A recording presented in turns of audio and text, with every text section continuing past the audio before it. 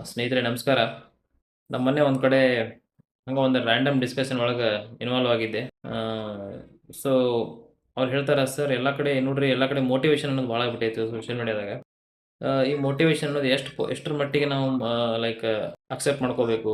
ಭಾಳ ಮಂದಿ ಅದಾರ, ಭಾಳ ಮೋಟಿವೇಟರ್ಸ್ ಅದಾರ, ಎಲ್ಲರೂ ಒಂದೆಲ್ಲ ಒಂದು ಸಬ್ಜೆಕ್ಟ್ ಮೇಲೆ ಮೋಟಿವೇಟ್ ಮಾಡತ್ತಿರ್ತಾರೆ ಅಂತೇಳಿ. ಆಮೇಲೆ ಹೆಂಗೆ ನಮ್ಮ ಜೀವನದ ಮ್ಯಾಗಿದೆ ಪರಿಣಾಮ ಬೀರ್ತೈತಿ ಈ ಮೋಟಿವೇಶನ್, ಈ ಏನು ಲೈನ್ಸ್ ಹೇಳ್ತಾರೆ ಮೋಟಿವೇಶನ್ ಲೈನ್ಸು, ಆಮೇಲೆ ಸಕ್ಸಸ್ ಸ್ಟೋರೀಸ್ ಹೇಳ್ತಾರೆ, ಯಾವ ರೀತಿ ಪರಿಣಾಮ ನಮ್ಮ ಮೇಲೆ ಬೀರ್ಬೋದು ಅಂತ ಕೇಳ್ತಾರೆ ಅವ್ರು.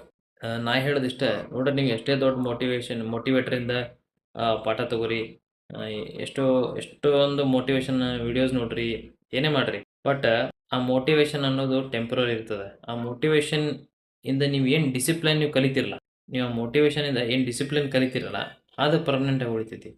So motivation is temporary, discipline is permanent ಅಂತ ಹೇಳ್ತೀನಿ ನಾನು. ಒಂದು ಸಲ ಲೈಫೊಳಗೆ ಡಿಸಿಪ್ಲಿನ್ ಅನ್ನೋದು ಬಂತು ಅಂತಂದ್ರೆ ನಿಮ್ಮನ್ನು ಯಾರೂ ತಡೆಯೋಕ್ಕಾಗೋದಿಲ್ಲ.